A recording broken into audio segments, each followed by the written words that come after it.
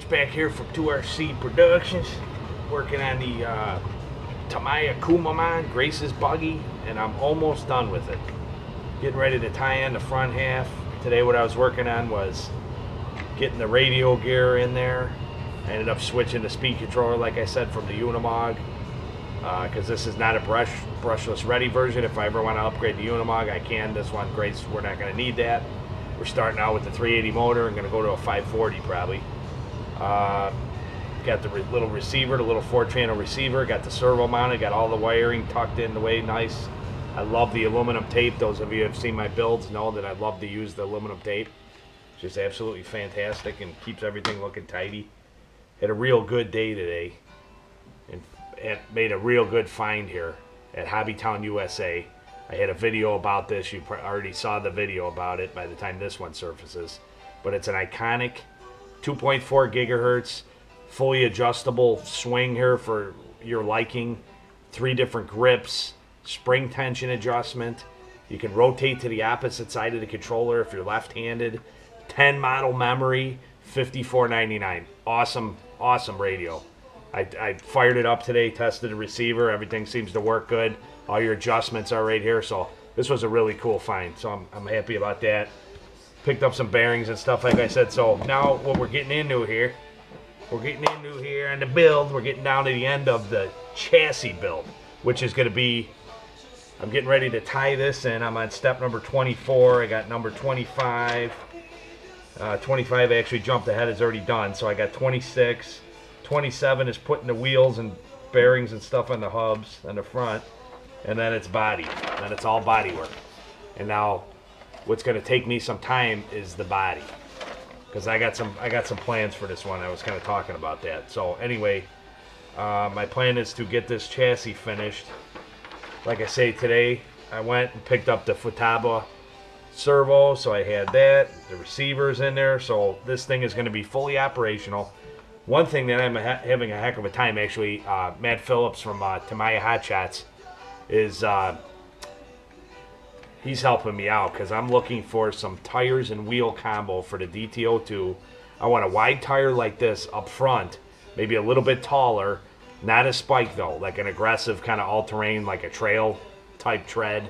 Front and rear is what I'm looking for. Even if I got to modify the body to fit the tire, I don't care. But it's tough with these because the offset of the wheels, there's very little clearance from the A-arms to these wheels. These are 2.2s.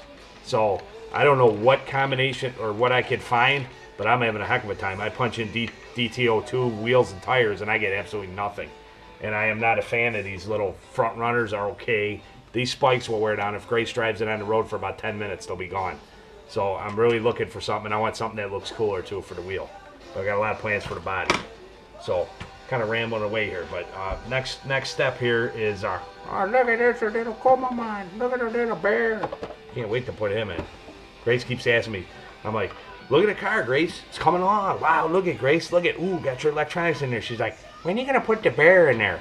That's all she cares about is that bear. Even Christmas Day, she's like, I got the bear. She loves the bear. So I will definitely get that bear in there, but I'm going to give her a lot more with that body too. So the paint combo, using the laser etch glass pieces that Josh from Midlife made me, and I'm going to have backlight and LEDs on it, and it's going to be really, really cool. So I'm not going to concentrate on getting the body done right away though, because now that this chassis is done, I got to get the stretch box done. I got to get the stretch box done. I love the stretch box. I'm going to miss the stretch box, but I'm getting tired of looking at the stretch box sitting there. I have to get it to Josh. So, all right, guys, we'll check in a little bit. I'm going to get the front half put on here, get this all nailed down, check back in. All right, YouTubers, I got this thing about wrapped up. I had a couple issues here, and you know, there's always fine-tuning when it comes to building the kit. Don't be discouraged. Sometimes things don't work out exactly the way it shows. Sometimes you got to change things. Now what I did on this, I'm going to go through this real quick and show you what I did change and why I don't have the last piece on. There's the last piece here that goes here that ties this together, and that kind of puts the cover right on the servo there. But what happened is first off, when I went to turn it on with the new radio, they don't give you full directions in there. It's one thing that kind of aggravated me. It says you could download off the internet, but then I ended up finding a note in here that explained to me. Now, let me turn the music down here a little bit. Hold on. The one thing, most of my radios, in fact, all of my, most of them, 90% of them are, analog, where you just turn the dials. This is all digital. It's got all the buttons on it. It's all digital. So when I first turned it on, forward was reverse, and then steering was the opposite direction. Okay, I got it all worked out now. So I figured out how to do it. It shows it in there. Basically, you got to turn the wheel all the way to the left, and then you hold the reverse button for 3 seconds, and then it reverses it. Same thing for the throttle. I held the throttle full blast for 3 seconds, hit the button, and then it reversed it.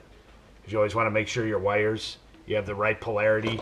And in the Tamiya book, if you don't know, because a lot of times what happens is they switch. Like the speed controller's got a blue and a yellow, and the motor's got a yellow and a green. Well, it's kind of common sense that the yellow will go to the yellow, but a lot of them are different. Some are red and black, some are green and yellow. Blue and yellow, you don't know which ones are what.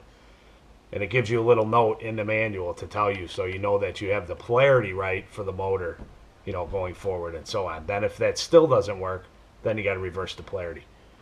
The other issue was when I went to turn, when I had it hooked up initially and I thought I had it pretty centered on 0, I would go to the left and go to the right, and the steering was way off in both directions. Like it would turn this far one way and it would turn that far the other way. And you need to fine-tune adjust that, and the way you fine-tune adjust that is with the servo horn. So I had to take it apart up here, take the servo out again, and spin that thing, and then reset the trim again, and now I got it right. It's a little bit of a tedious process, but you don't want to leave it that way. You want it to be right. And then I had one of the screws that hold the servo in, one of the mounts, the screw started, I could feel it starting to slip because I took it off a couple different times and it started to get loose already. And that's the problem with plastic, and that's why you don't want to take these apart any more than you have to with the plastic, or you're going to use thread locker. You need to use thread locker, and you got to be very careful. So it started to feel like it was starting to strip a little bit. I was snugging it, and it wasn't getting any tighter. Well, there's a lot of torque on that because you're turning, and those screws are relying on holding that servo in place so they don't start wobbling. So I put a longer screw in there to catch some, new threads, and put a little thread locker on it, and hopefully that'll be okay. Now the other thing with this DT02, it's a very strange setup with the way the gear, the differential gear sits in this thing. When you first put it together, the gear just kind of sits in the case in the middle, and then you got to plug these little half shaft stubs in there, and then you line up your drive shafts in there. Well, I locked the diff out, but that doesn't have any effect on, by locking the diff, I put an extra gear in there just to keep both wheels turning instead of having a limited slip. Watch what happens when there's no pressure on the shock. There's a substantial little bump in there. Just kind of a little bit of wobble, and it's boom, boom, boom, boom, boom. Same in reverse. And I went through it again. I looked at the instructions, and I got it together the way they show. And I got a feeling it's just kind of a crummy setup that they have for this differential. And I could feel it. It's a little boom, boom, boom. And there's other cars you have that wobble and stuff, but to me, it just kind of annoys me because this stuff should be a little more precision. But now when it's on the ground and it drives, it's not like it's bop, bop, bop, bop. You can't tell when it's driving. But anybody else out there that has a DT02 chassis, let me know if you have that same problem. Lift the rear end off the ground, run that a little bit, and let me know if you get a little wobble and a little bit of bumping in there, because it doesn't feel terrible, but it just doesn't feel right to me. And I know that one gear that sits in there just kind of sits in there on its own until you plug these shafts in. It's a little weird. But the other thing I did was I got rid of these little, this is their dampening system. You cut pieces of this hose and stick it on the shaft of the shock, and that's what gives you your dampening, because this thing basically has grease loaded in there and it slows down the return. So I got rid of those. I didn't like those. I just went with the standard friction. These shocks are subpar, to say the least. Out of friction shocks, these are probably the worst setup I've seen. That and the motor mount assembly itself. The motor mount, because I use the 380 and it comes with a 380, it relies on this little T piece of plastic with double face tape to like support the back of the motor. That's very disappointing. The shocks are very disappointing. I like the servo setup itself with the steering is pretty good. Like the CC01 has got a horrendous steering setup. I like this steering setup. I like the battery tray. I like the chassis layout. Gives you plenty of room for your radio gear. Like I say, tires is another one that I'm going to be changing. I put the bearings in it. I got the bearings, and I think that's it for modifications. So, a little disappointed in this gearbox. I'm going to run it a little bit and see what happens and see if it smooths out a little bit. I have it packed pretty heavy with grease right now. So we'll see, and I'm looking for your feedback. Anybody else got a DT02 chassis? Let me know how the gearbox runs. If it runs extremely smooth or if you get a little bump, and I'm very curious. I don't know if maybe it has something to do with me locking it out. Maybe it's putting a little additional strain on it or something. I don't know. I don't see that having an effect because it's a closed gear. I added a gear inside, but once you put the two covers on that differential gear, there's nothing in the way, nothing interfering. So I'm going to put this last piece on here, and I got to put the body post on there, and that's it. We're up and running. This radio is really cool. It's got 3 and 4 channel, like I said. It's got 4 channel for LEDs, it says in the instructions. You can hit the button to turn the LEDs on and off from the controller is what it's showing. You got your servo reversing, you got your steering trim, you got your throttle trim, you got your dual rate for the steering, your model select button, and I think that's it. Everything's fully adjustable. Like I told you, you can move this, you can put it to the other side. I thought there was something else. 10 model memory, which I mentioned. I think that's it, but I really like the feel of the controller. It's really, really nice. So hopefully this thing works out and Grace likes it. So, all right, that's it for now. And I'm going to be doing a couple of videos, I'm sure, 2 to 3 videos on this series. I'm going to run it. I'm going to let you know how it runs. Oh, I know what the other part with the controller I was going to tell you. It has a lock in the center. When you flip this switch to the center, it locks it. So you can't adjust anything on accident other than your steering trim, like if you're running. Then you go to standard mode is full gas, and then you can go this mode is beginner mode, which is 50% rates. So you can go and it's 50% throttle, which is what I'm going to do even with the 380. I'm going to give it to Grace at 50% until she gets the hang of it. So, all right, guys, I'll check back in. All right, guys, made a little discovery here. I got the thing all buttoned up, last piece in place, everything's ready to go. Adjustments are made. Servo is lined up on 0. All the adjustments are good on the trim. And I had that little bumping in the gearbox I was just telling you about. Disregard about telling me what's wrong, because the more I looked at it a few more minutes close, and then it all became apparent.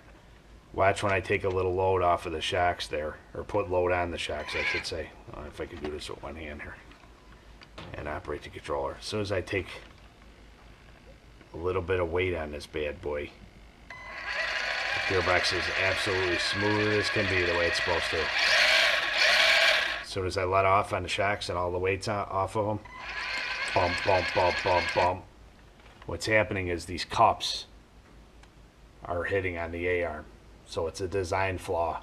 When the shock is completely let out and the A-arms are all the way in the lowest position, like if there was no weight on the car, they bump on the A-arm. So I'm going to keep an eye on that and make sure that it's not doing any damage or anything. But under normal driving conditions, when there's a little bit of weight on there, no problem. And it's normally when you're driving, it's your torque, it's going to pull down, it's going to be riding like this.